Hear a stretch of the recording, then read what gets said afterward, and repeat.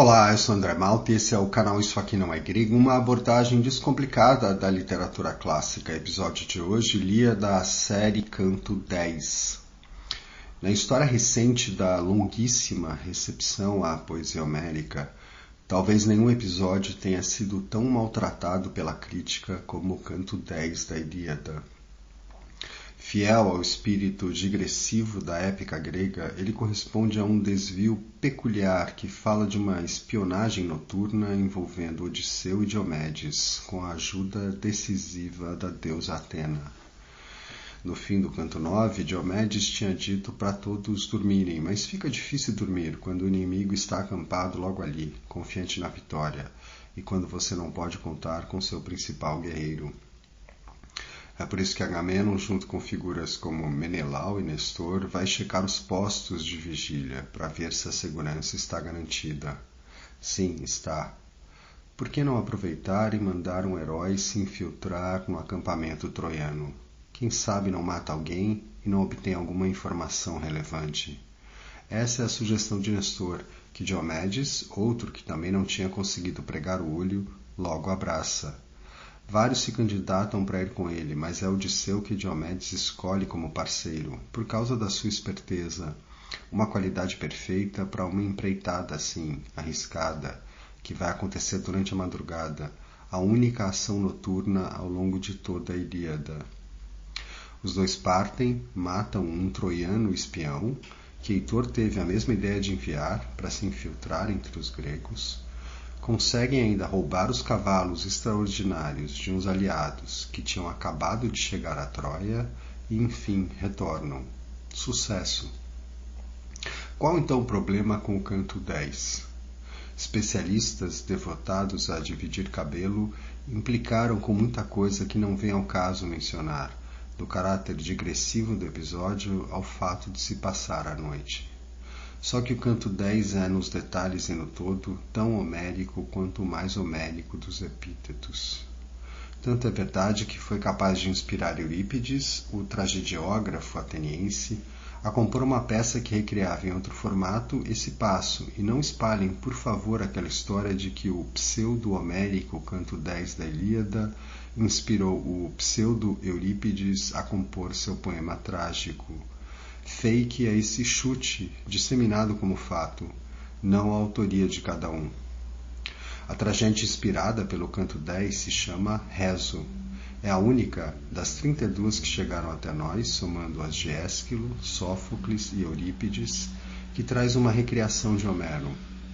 É uma peça com lances brilhantes e basicamente com os mesmos personagens deste canto 10. Do lado grego, Diomedes e Odisseu. Do lado troiano, não só Heitor, mas também o espião que ele despacha, chamado Dólon, além, claro, do recém-chegado Rezo, o guerreiro trácio, que dá nome à tragédia, e supostamente seria decisivo numa eventual vitória troiana. Só que na peça de Eurípides, o foco é invertido, afinal, seu olhar é trágico, a perspectiva não é grega. Prova disso é o coro ser formado por soldados troianos. Mas vamos voltar ao canto 10 da Ilíada, e para aquilo que talvez explique o desconforto que, sejamos justos, não é só da filologia moderna, a sua brutalidade. Ok, brutalidade é o que não falta nesse épico, mas aqui é diferente. Não há combate, os exércitos estão esperando a chegada da manhã. É nesse contexto que Diomedes e Odisseu matam Dólon, o espião inimigo, e chacinam os recém-chegados trácios no momento em que estavam indefesos, dormindo, além de roubarem seus cavalos. Isso tudo com a aprovação da deusa Atena, a quem os dois já tinham dirigido um clamor na hora de partir para a missão. No ambiente da Ilíada, trata-se de um grande feito, pelo qual Diomedes e Odisseu são celebrados. Para nossa sensibilidade, porém, parece algo anti-heróico, covarde. Mas é preciso considerar 2 pontos. Primeiro, o fato de que na moralidade antiga, quando você estava diante do seu inimigo, especialmente numa situação de guerra, o esperado era que você fizesse mal a ele, como ele faria a você, se tivesse chance. É bom lembrar que os troianos também tinham mandado seu espião em direção ao acampamento grego, ou seja, foram derrotados usando as mesmas armas. O segundo ponto tem a ver com a clara vantagem grega em termos de inteligência e estratégia. Não só Odisseu e Diomedes agem juntos, ao contrário de Dólon, sabendo que assim a chance de sucesso será maior, como os líderes gregos permanecem despertos e atentos durante a noite, algo que não acontece com os trácios, mortos enquanto dormiam despreocupados. Venceu a astúcia, no melhor sentido. É bom lembrar que será um magnífico ardil, o estratagema do cavalo de madeira, que determinará a vitória grega na guerra, outro indício de uma esperteza superior, algo que, já sob uma ótica romana, será condenado no livro 2 da Eneida. De algum modo, então, o desequilíbrio de forças entre gregos e troianos neste canto 10 pode ser visto como um sinal antecipado do desfecho da guerra. Conforme eu disse, de um lado vão Diomedes e Odisseu, enquanto do outro vai um cara só, um tal de Dólon. Dólon lembra dolo, e é isso mesmo, esse nome em grego remete a ardil. Mas coitado, Dólon só pode ser chamado de esperto de forma irônica. Ele é uma presa fácil. Diomedes e Odisseu logo o apanham, como dois cães a caçar uma lebre. E o tolo já vai contando tudo, que espionava a mando de Heitor e tinha esperança de se apossar dos cavalos imortais de Aquiles. Guardem esses cavalos, eles serão importantes mais para frente.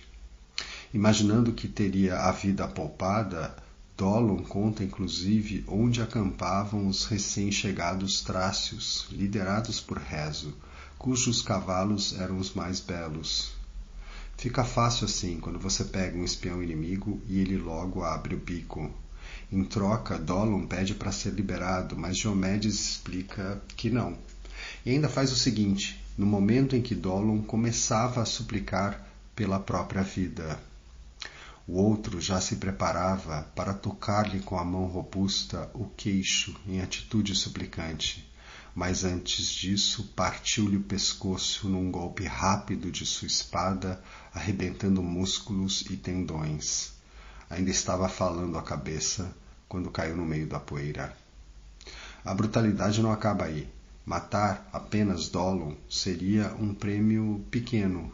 Agora Diomedes e Odisseu têm as informações necessárias para atacar os trácios e roubar os cavalos de Reso.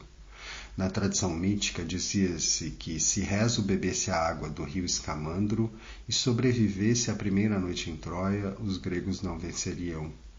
Homero, como faz em outros casos, silencia a respeito, mas Eurípides não. Não importa, Reso e alguns de seus homens têm que morrer logo na primeira noite.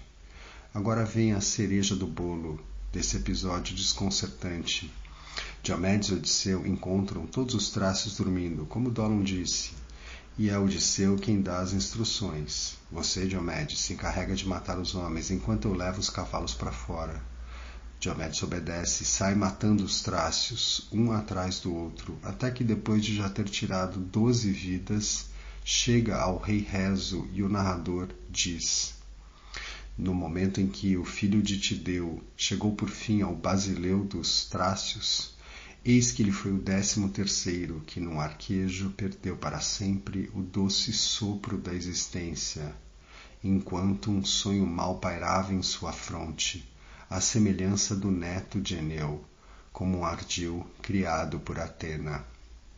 Eu sei, é tudo muito rápido e conciso nessa descrição da morte de Reso, mas o que Homero parece dizer é que na hora de Diomedes matar Reso, Atena, a deusa que está patrocinando toda a aventura, Atena resolve adicionar um ardil a mais, fazer Reso ter um sonho profético com Diomedes o matando, ou achar que tudo era um sonho.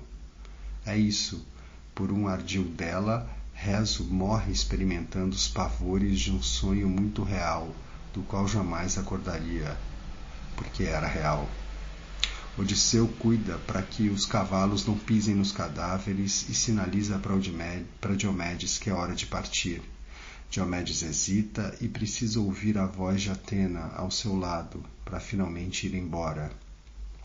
Os dois retornam, são saudados pelos companheiros e vão tomar um banho. Sim, um banho.